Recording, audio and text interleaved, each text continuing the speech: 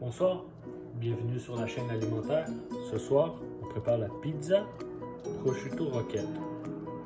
Attachez votre sucre. Donc, pour la pizza, on va avoir besoin de notre fameuse pâte qu'on a fait, qui a bien gonflé. Vous voyez, regardez le résultat. Hein? Magnifique. Notre sauce maison, préalablement préparée. Basilic frais, tomates italiennes environ 3, coupées en tranches, en lamelles. On a besoin de parmesan en copeaux, mozzarella en copeaux, la mozzarella fraîche, ok, en saumure.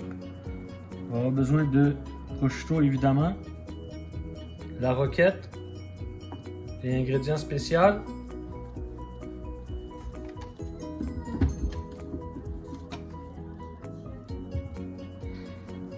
Glaze with balsamic vinegar of Modena.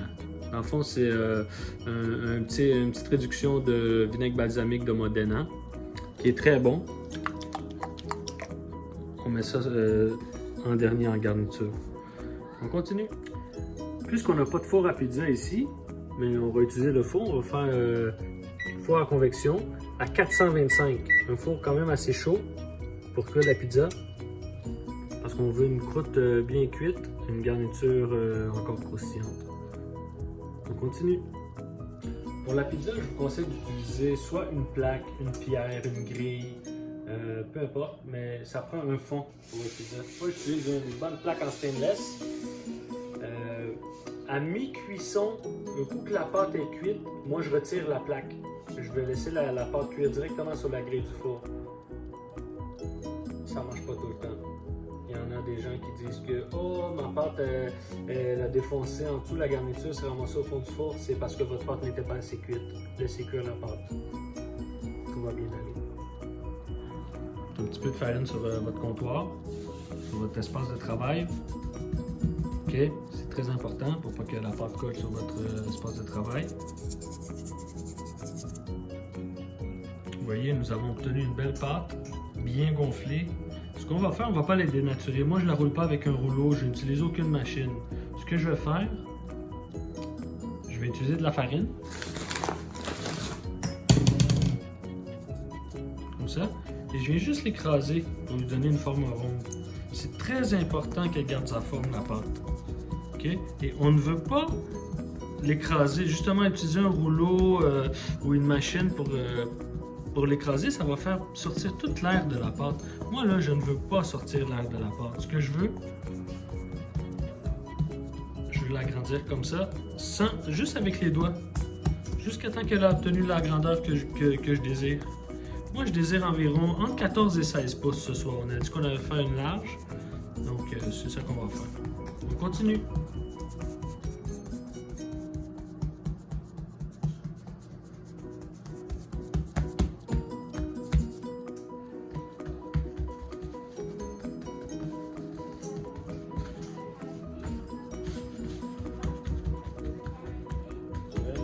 Jamais j'ai utilisé un rouleau. Je vais juste l'agrandir comme ça. De farine. Ok. Pas trop de farine non plus. Comme j'ai dit tantôt, on ne veut pas de pâte sec. Ok.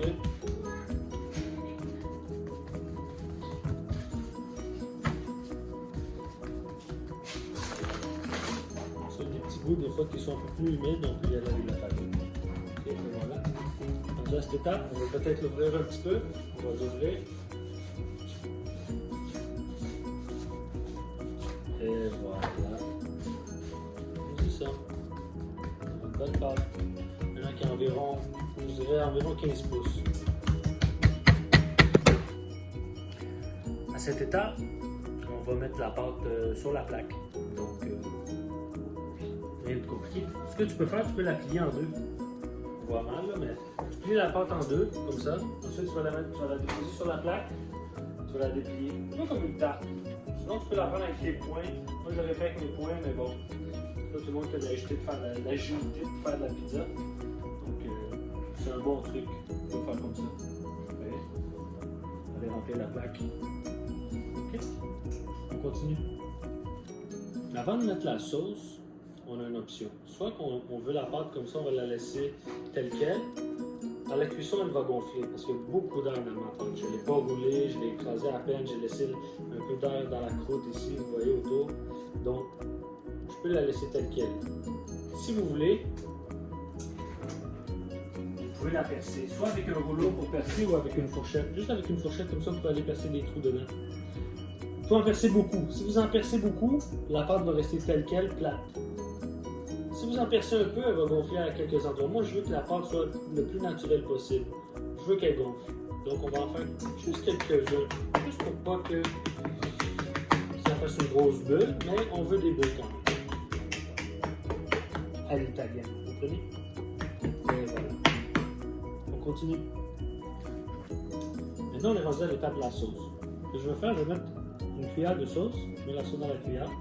Je vais en mettre au moins 2,5, peut-être 3 cuillères de sauce là. Ok, et voilà. La sauce elle est bien belle, elle est épaisse. Et là, avec la cuillère, on le va au centre et on tourne. On tourne, on tourne, on égalise. Ok? On veut de la sauce partout. Vous voulez une croûte épaisse? Vous laissez la croûte. Ok? Vous ne mettez pas de la sauce jusqu'au bout. Moi, je veux pas trop de croûte. Donc, ce que je vais faire, je vais mettre de la sauce jusqu'au bas. Ok? Ok. Bon, on me dit qu'on veut de la croûte. Donc, on va laisser de la croûte. Ok? Pas trop, moi, j'aime pas trop la croûte. On ne veut pas manger du pain, on mange de la pizza. Et voilà.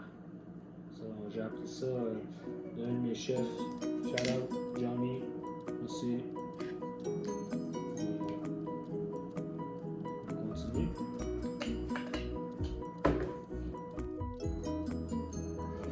À cette étape, on va mettre la mozzarella. Ok?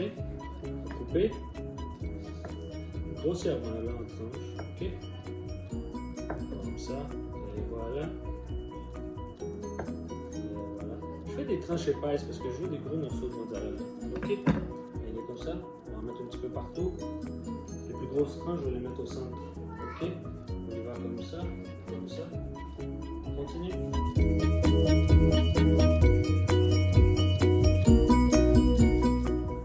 Donc, à cette étape, on a terminé de mettre le mozzarella frais. On va mettre le prosciutto autour du fromage. Je ne veux pas trop couvrir le fromage, peut-être un petit peu à quelques endroits. Mais je veux que le fromage soit bien gratiné, qui cuit. Et voilà. On va mettre un peu partout, comme ça. Wow! J'adore travailler avec le prosciutto, c'est un produit qui est vraiment bon. Un peu salé, mais c'est bon. On va avec une petite bière ou avec un petit mot sucre. Salut!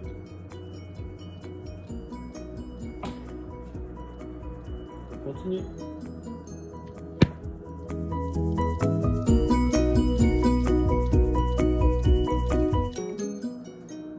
Donc, après le prosciutto, ce qu'on va faire, on va mettre l'autre fromage, le mozzarella, qui est standard. Là, pour prendre le mozzarella de l'épicerie, soit les marques Crackle Barrel, Petit Québec, n'importe quel mozzarella, même qui serait râpé, c'est très bon aussi. Moi, j'aime l'acheter en briques et le couper moi-même, faire des petits copeaux ou des tranches comme ça. En plus gros morceaux, quand ça fond, c'est plus intéressant. Ça fait des belles bouchées. Le parmesan, la même chose, j'achète du parmesan en briques et je fais des copeaux. On va mettre un petit peu partout. Ça, on peut dépasser sur le fromage, c'est pas grave. Donc, on va mettre le parmesan un peu partout. Ok. On continue.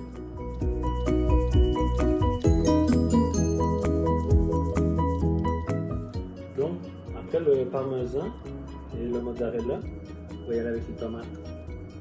Tomates fraîches, préalablement coupées, que je vais mettre un petit peu partout autour de la pizza. Pourquoi? Parce que j'adore les tomates. Il n'y a pas d'autre raison. Si tu n'aimes pas les tomates, c'est malheureux. Donc on va mettre les tomates un peu partout, comme ça. Ok. 2 tomates, ça aurait été suffisant. Vous voyez, j'en ai trop. Donc 2 tomates, ça sera suffisant. Hein? Il n'y a aucune science qui est parfaite. On continue.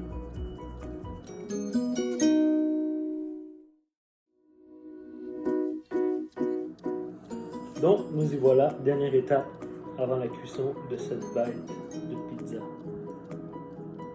basilic fait. On va mettre un petit peu partout.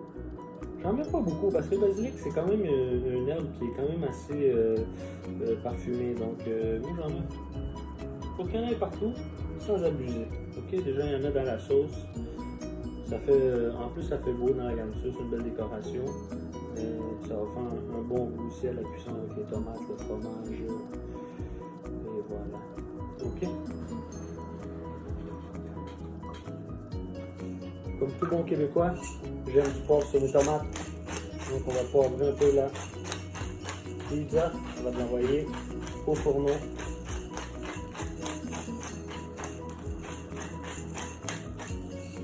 Et voilà, on continue.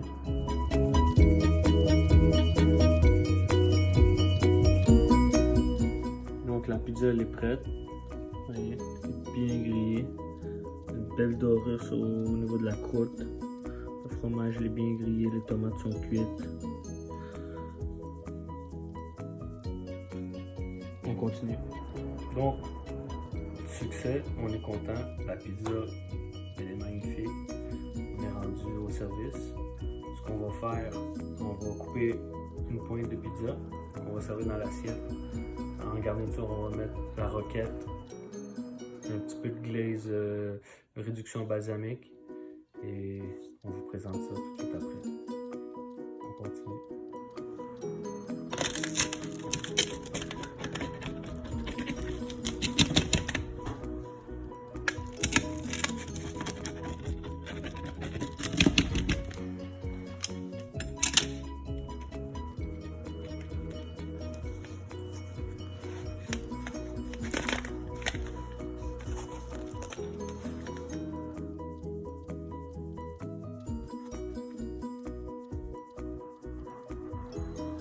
Maintenant, on est rendu au dressage. On a notre pizza. On va faire. On est dressé avec de la roquette. Ok. On aime ça quand c'est bon, mais on aime ça quand c'est joli aussi. Ok. Donc, un petit peu de roquette. Ok. On va comme ça. Ok.